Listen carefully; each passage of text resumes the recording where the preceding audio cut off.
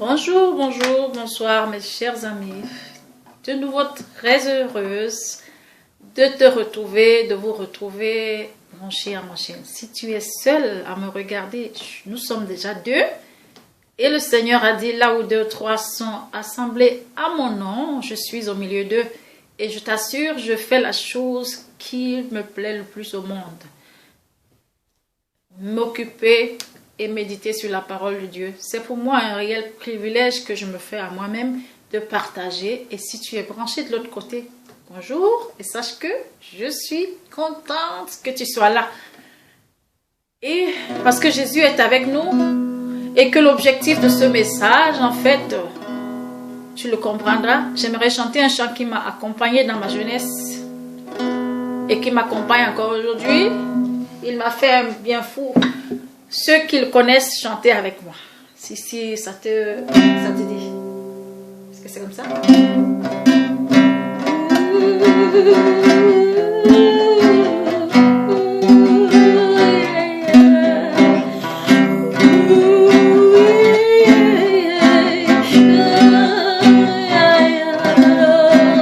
Le ciel est beau et merveilleux. Le ciel est beau et merveilleux. Le ciel est beau et merveilleux. Le ciel est beau et merveilleux. Le ciel est beau, le ciel est beau, le ciel est beau et merveilleux. Le ciel est beau et merveilleux. Le ciel est beau et merveilleux. Le ciel est beau, il est merveilleux. Le ciel est beau et merveilleux. Le ciel est beau et merveilleux. Le ciel est beau et merveilleux. Le ciel est beau, le ciel est beau, le ciel est beau, le ciel est beau, il est merveilleux. Le ciel est beau, il est merveilleux. Le ciel est plein de vérité. Le ciel est plein de sainteté. Le ciel est plein d'amour, de vie. Le ciel est plein de vie aussi. Le ciel est beau et merveilleux. Le ciel est beau et merveilleux. Veux-tu aller au ciel avec moi? Oh, prie à Dieu avec moi aussi. Veux-tu aller au ciel? Je veux y aller. Viens avec moi, Dieu nous aidera. Le ciel est beau, le ciel est beau. Le ciel est beau, le ciel est beau, le ciel est ma vie, le ciel est ma vie, le ciel est ma vie, il est ma joie de vivre. Le ciel est beau, il est merveilleux, le ciel, oh, le ciel, oh, le ciel, oh, Jésus-Christ nous apporte le ciel, Jésus-Christ nous apporte le ciel, Jésus-Christ apporte le ciel. Veux-tu y aller avec lui? Moi je veux aller au ciel, yeah. Moi je voudrais aller au ciel. Veux-tu aller au ciel? Oh, viens avec moi, chantons ensemble et prions ensemble. Veux-tu aller au ciel? Viens prier avec moi. Écoute la parole de Dieu, il est avec moi.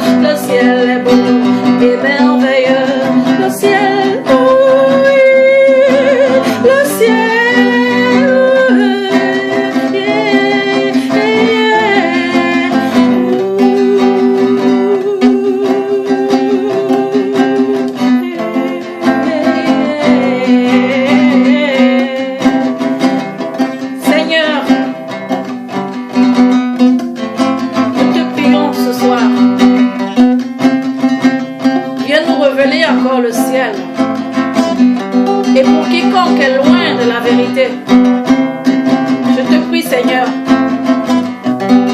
de l'amener à faire ta connaissance. Qui est abattu ce soir?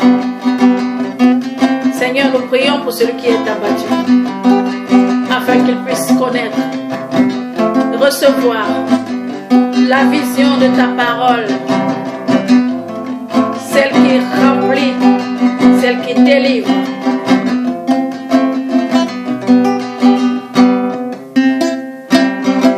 Merci Seigneur.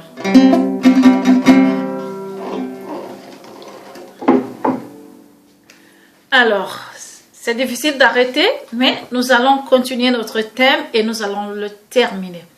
Nous avons commencé il y a quelques jours, ou il y a quelques semaines, c'est déjà la 3e, le voyage des 2 disciples sur la route d'Emmaüs. Jésus accompagne 2 disciples sur la route d'Emmaüs. Comment ils s'appellent encore? Nous connaissons le nom d'un seul, c'est Cléopas. Mais nous étudions ces hommes aujourd'hui. C'est une façon encore de dire, il n'est pas, le plus important, c'est pas d'être connu. Parce que je ne connais pas le nom du deuxième. Peut-être connais-tu le nom du deuxième. Si je connais le nom du deuxième, écris-le-moi dans mon mail et puis ça me fera plaisir de le savoir. Mais Cléopas, il n'est même pas cité parmi les 11, parmi les 12. Mais voilà quelqu'un à qui Jésus se révèle en premier. Presque en premier, après les dames. Alors nous voyons que c'est... Le tout n'est pas d'être tellement connu mais des hommes, mais d'être connu de Dieu. Et c'est le plus important. Alors, notre passage central, n'oublions pas, c'est Luc 24. Nous avons lu la dernière fois et nous allons terminer jusqu'à notre verset 35 aujourd'hui, espérons-le. Alors, pour faire un petit briefing, nous avons dit, les disciples sur la route, des 2 hommes sur la route d'Emmaüs, ils étaient disciples de Jésus.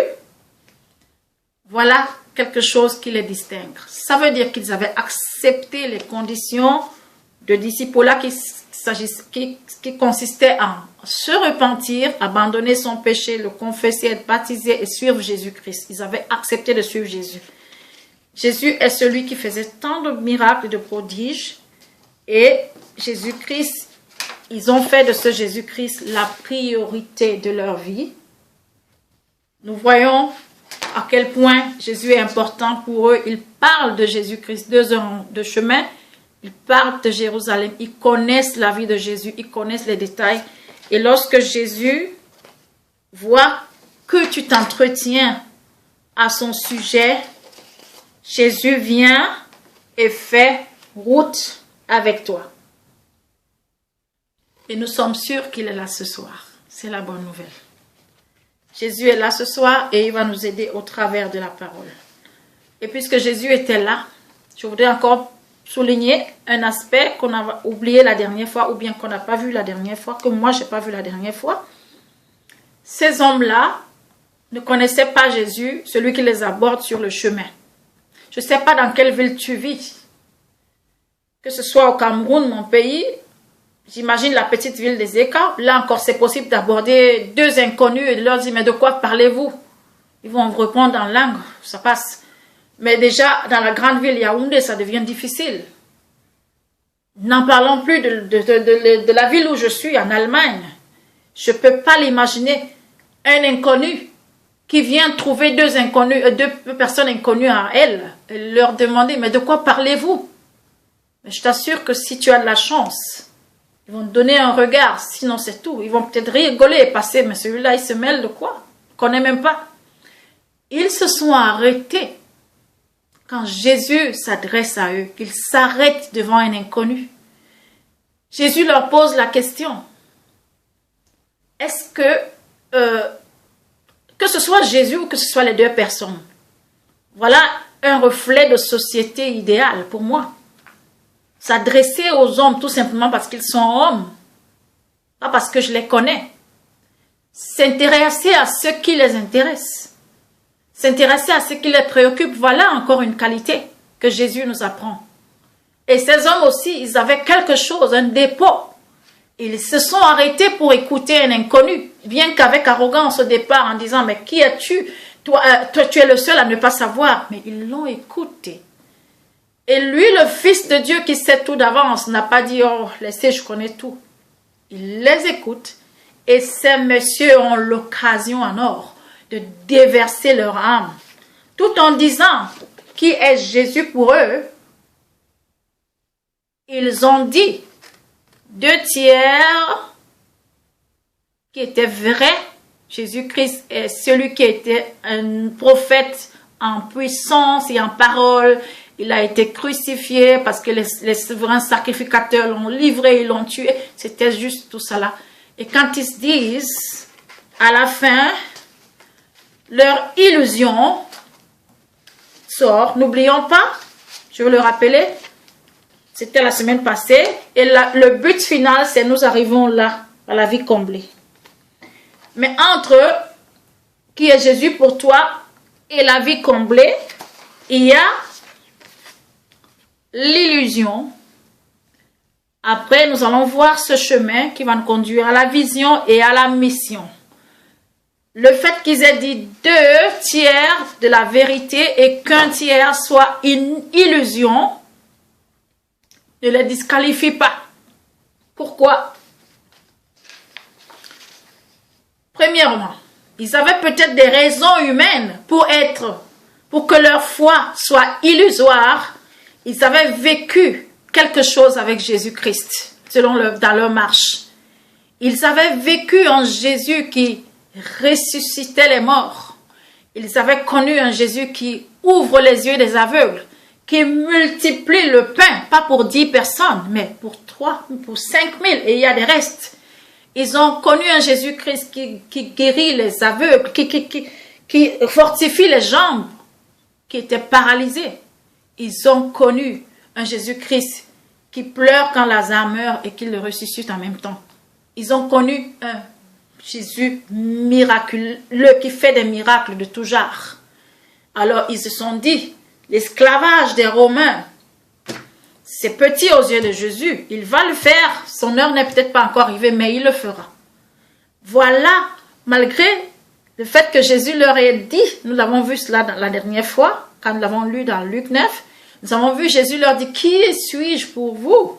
Il leur dit qu'il va mourir, mais ils sont remplis par leurs idées préconçues de ce Jésus qui se limite à la réalité terrestre.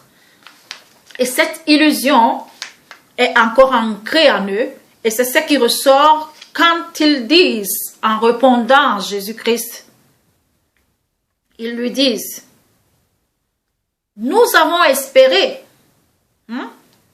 Quand ils entendent, ils disent que nous avons espéré que ce serait lui qui pourrait nous délivrer de la main des Romains. Mais, ok, ils ont dit ce qu'il y avait dans leur cœur, et Jésus a fait le diagnostic qu'ils voulaient. Ils ont dit la vérité de leur cœur. Ils n'ont pas fait semblant d'être ce qu'ils n'étaient pas. Lorsque ton témoignage est vrai vis-à-vis de Dieu, c'est une condition déjà pour qu'il te guérisse.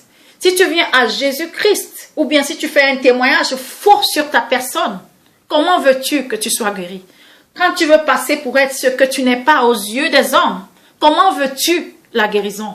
Ces hommes ont dit ce qu'ils savaient et ils ont dit leur cœur. C'est pour cela que Jésus les prend par la main et il les conduit à la source qui va leur donner la vision à la place de l'illusion. L'illusion, c'était un Jésus qui se limitait sur le plan terrestre. Et de peur qu'ils aillent en mission communiquer un Jésus qui se limite sur le plan terrestre. Excusez-moi de le dire, il y a beaucoup qui sont allés à la mission prêcher un Jésus qui se limitait sur la terre. Un Jésus qui les rendait riches, qui guérit des malades, qui fait ses maisons. Oubliez l'autre aspect qui est le but même pour lequel Jésus est venu quand il dit « Mon royaume n'est pas de ce monde ». Cet aspect, ils n'ont peut-être pas vécu. Ils ont focalisé l'attention de ceux qui les écoutent sur le terrestre. Et Jésus les prend par la main et dit « Mes amis, c'est pour ça que je suis là. » Homme sans intelligence. Jésus les récupère et il les conduit à la source. Il leur explique les Écritures, c'est ce que nous avons lu. Toute la Pentateuque, les livres prophétiques, et il leur explique qui est Jésus, toute la Bible. Et nous lisons cela La parole de Dieu a une fonction. Excusez mon français, je dois réfléchir. La parole de Dieu a une fonction, elle est efficace, elle a un but à atteindre. C'est ce que nous dit, révèle la parole dans le livre des Hébreux, l'épître aux Hébreux, au chapitre 4, à partir du verset 12, elle nous dit, car la parole de Dieu est vivante et efficace, plus tranchante qu'une épée quelconque à deux tranchants, pénétrante jusqu'à partager âme et esprit, jointure et moelle. Elle juge les sentiments et les pensées du cœur. Nulle créature n'est cachée devant lui, mais tout est à nu et à découvert aux yeux de celui à qui nous devons rendre des comptes. Excusez. Cette parole qu'ils ont écoutée opérait en eux. La parole que Jésus leur explique sépare leur âme de leur esprit. Leur âme contrit et fondée sur l'illusion.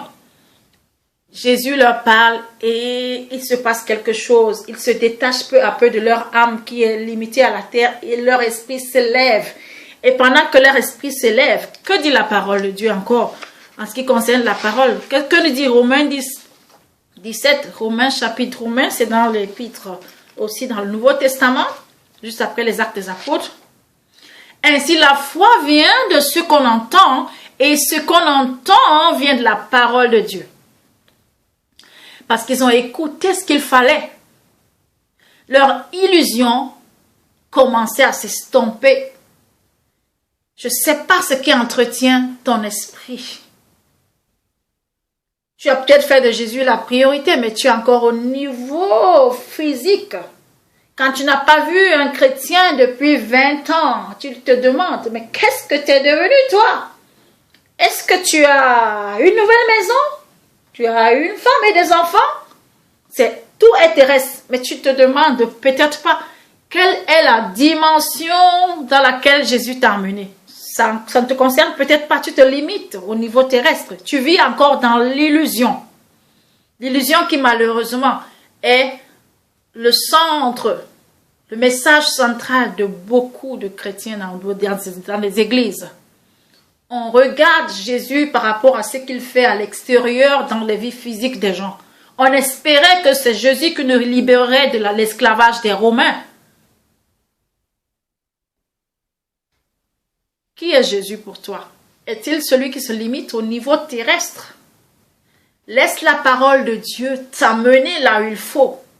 Alors, la foi vient de ce qu'on entend et on entend les véritables paroles. Si vous voyez des gens asservis par les mondanités, asservis par le m'as-tu vu, malgré la parole de Dieu, ce sont des disciples. Demandez-vous de quoi ils se nourrissent. Qu'est-ce qu'ils entendent comme message? Qu'est-ce que tu entends? C'est tellement important de se brancher à la véritable source, celle qui élève notre âme. Et notre âme, qui sépare notre âme de notre esprit, pour que notre esprit s'élève vers les choses qui les conduisent vers l'éternité. Et c'est ce qui s'est passé. L'illusion s'extompe peu à peu. Ils restent accrochés aux lèvres de cet inconnu qui leur raconte des choses et quelque chose se passe. La foi vient en eux, la tristesse s'évanouit. Et qu'est-ce qui se passe? C'est comparable à ce que nous voyons dans le psaume 119, chapitre 119, verset 18 qui dit « Ouvre mes yeux pour que je contemple les merveilles de ta loi. » Ce matin, avec mes enfants, nous étions en train d'apprendre par cœur le psaume 1. Celui qui médite jour et nuit tes préceptes, tes commandements.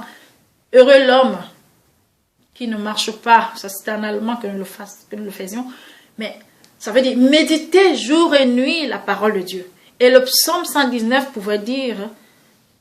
Ce psaume, même 119 en général, est une élégie de la parole de Dieu. La parole de Dieu, quel amour, quelle douceur. C'est pour cela, quand je parle de ces choses, mon cœur bat et c'est le bonheur absolu. Ouvre mes yeux pour que je contemple les merveilles de ta loi. C'est ce qui se passait. L'illusion s'estompait et les yeux commençaient à saisir les choses spirituelles. Et pendant, la Bible nous dit, dans Luc 24, verset 28, nous lisons cela, la dernière fois nous sommes arrêtés au 27, nous continuons.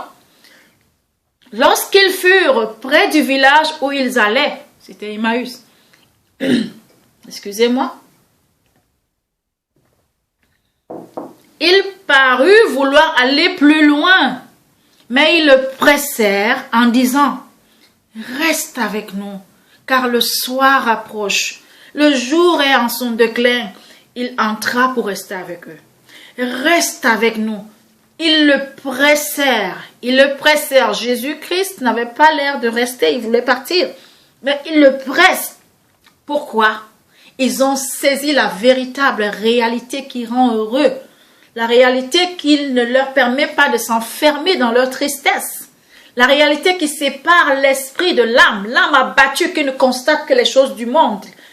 Non, ils sont au niveau de l'esprit. Ils restent avec nous. Nous avons saisi les merveilles de la loi. Nous avons ouvert nos yeux spirituels. Reste avec nous.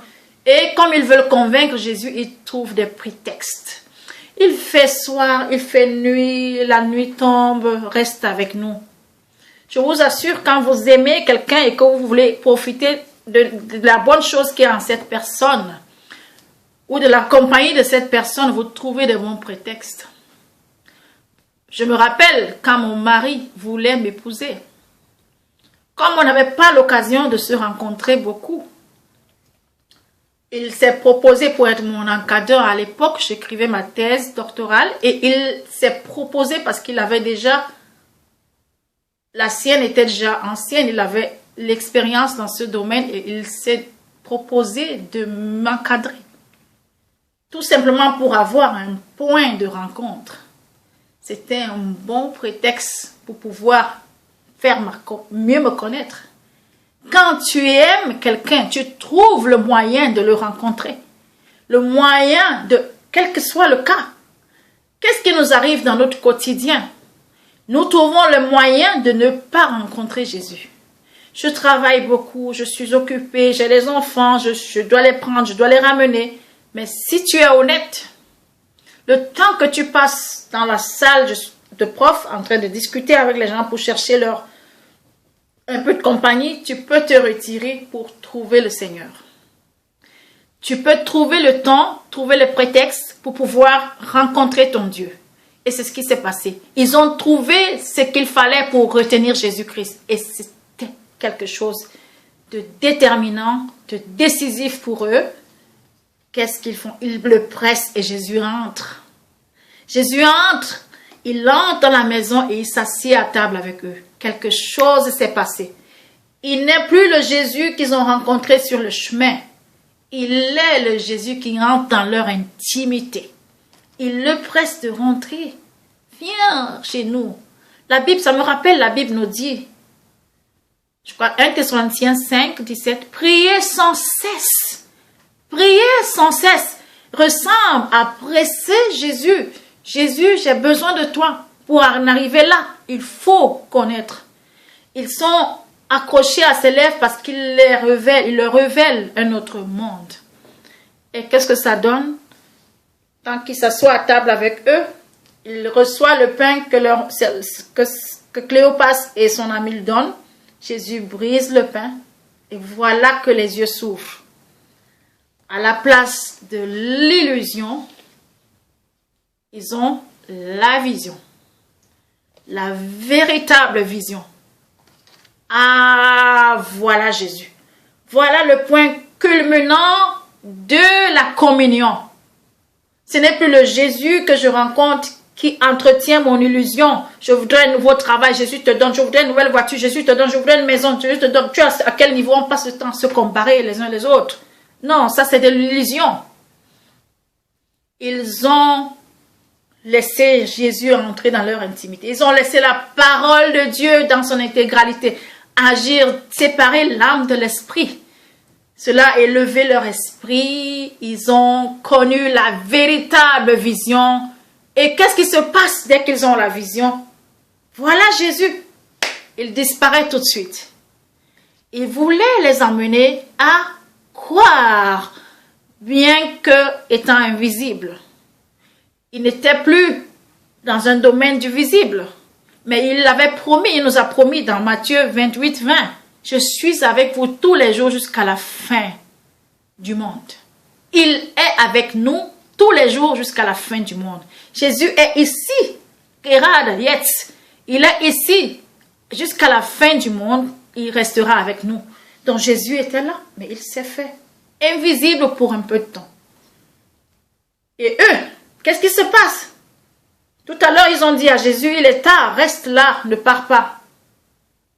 Ils ont remarqué. Qu'est-ce qu'ils ont dit? Est-ce que nos cœurs, nous l'avons, pendant qu'il nous expliquait les Écritures, nos cœurs battaient. Nos cœurs battaient tandis qu'il essayait de nous expliquer les Écritures. Nos cœurs battaient. Ils avaient écouté Dieu pendant que Jésus leur parlait. Ils étaient calmes pour écouter. Et ils savaient que la parole de Dieu faisait battre leur cœur. Je ne sais pas comment tu te portes, mais moi, quand je lis la parole de Dieu, elle bat dans mon cœur. Elle bat. Voilà ce qui fait battre mon cœur. La parole de Dieu, elle fait battre mon cœur. Et quand le cœur a battu, leurs yeux se sont ouverts, ils ont reconnu Jésus, qu'est-ce qu'ils ont fait? La vision te donnera une mission. Si tu n'as pas de mission, demande-toi si tu as déjà la vision. Ou demande-toi si tu vis encore dans l'illusion. Si tu vis dans l'illusion, la solution est là. Elle est là, approfondie.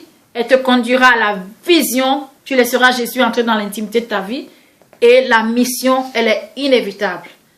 Voilà ces cœurs qui brûlent. Comment faire avec cela? Peuvent-ils dormir? Comment se taire quand on a une mission? Comment mettre sa lampe sous le boisseau quand elle doit éclairer? Ils n'ont plus considéré la distance entre Emmaüs et Jérusalem. Ils n'ont plus considéré les ténèbres pour lesquelles ils disaient à Jésus, viens, reste avec nous, ne continue pas ta route. La Bible nous dit, se levant à l'heure même, ils retournèrent à Jérusalem et ils trouvèrent les 11 et ceux qui étaient avec eux. Ils retournèrent, je suis sûre qu'ils couraient. Ils ne marchaient plus. Ils n'étaient plus tristes, ils couraient. C'était d'autres personnes, ils avaient changé. Imagine que tu passes toute ta vie sur cette terre et que tu vis dans l'illusion. Tu imagines qu'est-ce que tu perds. La Bible dit, depuis le temps de Jean-Baptiste jusqu'à nos jours, le royaume de Dieu est forcé et ce sont les violents qui s'en emparent. Cours, presse Jésus. Dis-lui, rentre Jésus, je veux te voir. Si tu le presses, si tu cherches à connaître Jésus, ton illusion va tomber, il deviendra vision et ta vision se transformera en mission. Et le monde s'étonnera, mais où est l'homme triste qui était là hier? Non, il a quelque chose à dire. Et qu'est-ce qu'ils ont dit? Quand ils sont arrivés, la Bible nous dit dans verset 34, ils trouvèrent les 11 qui étaient avec eux assemblés à Jérusalem. Et les 11 disaient, le Seigneur est réellement ressuscité, il est apparu à Simon. Et ils racontèrent, vous savez, ce n'étaient pas des gens de renom. Donc, quand ils arrivent, on leur dit vite ce qui s'est passé. Mais en fait, excusez-moi, eux, ils ont encore un message plus puissant.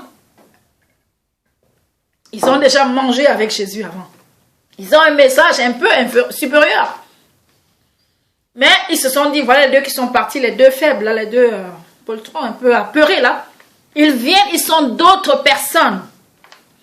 Et parce qu'ils sont d'autres personnes, ils ont raconté ce qui leur était arrivé en chemin. Ils ont raconté ce qui leur arrivait en chemin et comment ils avaient reconnu Jésus au moment où ils rompaient le pain. Leur témoignage est nouveau. Il est réel, mais il n'est plus fondé sur l'illusion. Il est fondé sur le Dieu invisible. Le Jésus-Christ qui est digne d'être aimé et servi dans l'invisible. Et ils ont une force plus que jamais. Ils ont le regard ailleurs. Le regard sur la résurrection, la force de la résurrection. Et c'est ce regard qui peut les amener à avoir un message qui va impacter le monde. Ma prière est que nous puissions comprendre que le royaume de Dieu n'est pas de ce monde. Venez à moi, vous tous qui êtes fatigués et chargés. Cherchez premièrement le royaume et la justice et toutes les choses seront données par-dessus. Pas besoin de s'inquiéter pour ce monde. Le royaume de Dieu est vraiment un royaume qui n'est pas de ce monde. Et c'est un message qui va nous remplir. Et dans ce sens de ce royaume invisible, Paul, dans la lettre aux Corinthiens, la deuxième épître aux Corinthiens, chapitre 4, versets 17 à 18, il disait « Car nos légères afflictions du moment présent produisent pour nous au-delà de toute mesure un poids éternel de gloire. » Nos légères afflictions produisent un poids éternel de gloire parce que nous regardons non point aux choses visibles, mais à celles qui sont invisibles. Car les choses visibles, elles sont passagères et les invisibles sont éternelles. Être délivré des Romains, c'est bien, mais c'est visible, c'est passager.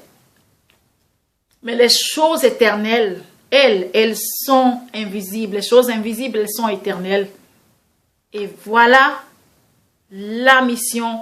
L'heure est arrivée pour que la mission d'aujourd'hui puisse être fondée sur l'invisible et non pas sur le visible qui n'est en fait qu'une illusion. Ne te précipite pas à aller faire la mission quand tu es encore fondé sur l'illusion.